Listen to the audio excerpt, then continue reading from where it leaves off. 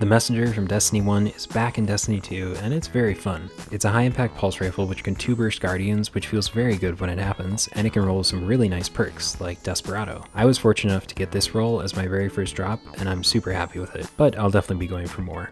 Obviously, Desperado is the perk everyone is chasing, and that's for good reason. It vastly increases your rate of fire, but your damage stays the same. So for just one precision kill, you can get a super fast time to kill of 0.47 seconds, which is just nuts. Plus, Desperado is pretty fun because a lot of people remember Redrix's Claymore / Broadsword from back in the day, a beautiful pulse rifle tied to a Crucible quest that took quite a while to complete. The Claymore was one of the most prestigious things in Destiny history to get, and I think only 7,000 people in the entire world have it, or something like that. I wasn't good enough at the time to grind comp that hard, and I'm probably not good enough now either, but I did get the Broadsword and I used that a ton in Forsaken. But now the Messenger is back and it's the hot new pulse rifle. Desperado aside, this archetype of pulse rifle is actually very good even if you don't get Desperado activated, because it has a 0.6 second time to kill on most Guardians if you just land 5 crits and 1 body shot, which feels great when you can. But if you can't rely on your aim, the time to kill is still pretty competitive at a little over a second for mostly body shots. Plus, the Messenger has one of the most beautiful, cool looking weapon frames in the game in my opinion, and it sounds really good too.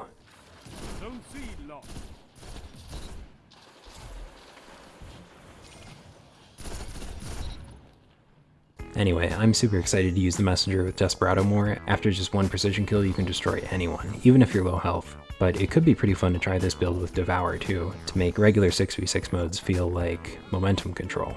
Desperado feels especially nice because it's just a slightly more demanding version of the perk kill clip, but then it lasts for a whopping 7 seconds. Since you should be landing headshots anyway in PvP, if you have Desperado on this gun, you'll likely be activating it pretty regularly. Desperado is particularly potent because after you get a kill, you'll likely be low health, so you can dip back into cover, take your reload, and then you have plenty of time to recharge your health, re-challenge, and you'll still have Desperado active.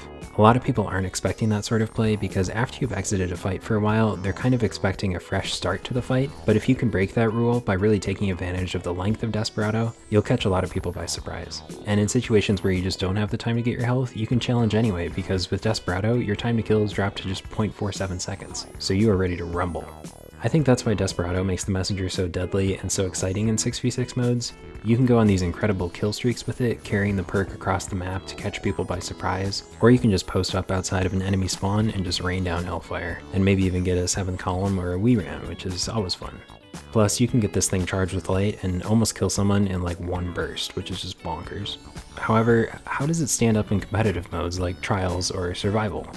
Well, I tried it out this weekend, which maybe wasn't the best example because very few people are playing Survival, because they're in Trials trying to get this gun. And in Trials there's a lot of funky light level stuff going on because it's early on in the season. I'm about 1287 power right now, but I ran into a lot of 1300 power people, so it made it pretty difficult to compete unless I used a 120 round per minute hand cannon, but still I gave it a good try in Survival and I did pretty well. If I played my range and played smart and played with my team, I could definitely do good. Not to mention, it also just feels really good to use a pulse rifle in Bungie games. There's just some unsaid magic about that and it feels right. Once in a while you just gotta out-BR someone, you know?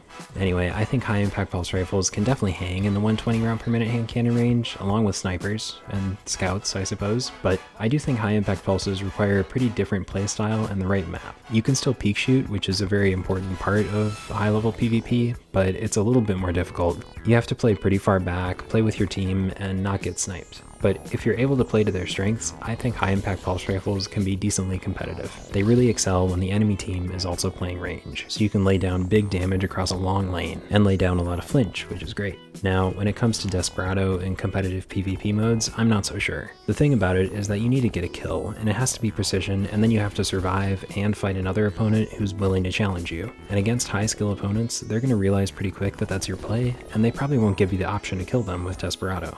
This is the issue with a lot of guns or PvP builds that are almost good enough for high-level PvP. They require a kill, and then for you to survive, and then for you to have an opponent who's willing to fight you. And sometimes that just doesn't happen in the time period that you need. In a lot of cases, you need your build or your gun to be very good without you having to get a kill with it, much less a precision kill. And that's a big reason why, in their current state at the time of this recording, 120 round per minute hand cannons will remain at the top, and they will shoot the Messenger. Sorry. Anyway, thanks for tuning in. I'd say the summary is this: Messenger equals awesome in 6v6 modes, and pretty good in 3v3 if you're already a pretty good player, or if you're good at playing with your team. But all in all, 120 hand cannons still remain king. The messenger is dropping at 3 wins in Trials this weekend, and you can get one for free by completing a Trials bounty that doesn't require any wins at all. So I would definitely recommend hopping into Trials for a bit and just picking one messenger up. I think it's definitely worth it for this cool gun. Alrighty, that's it. Bye now.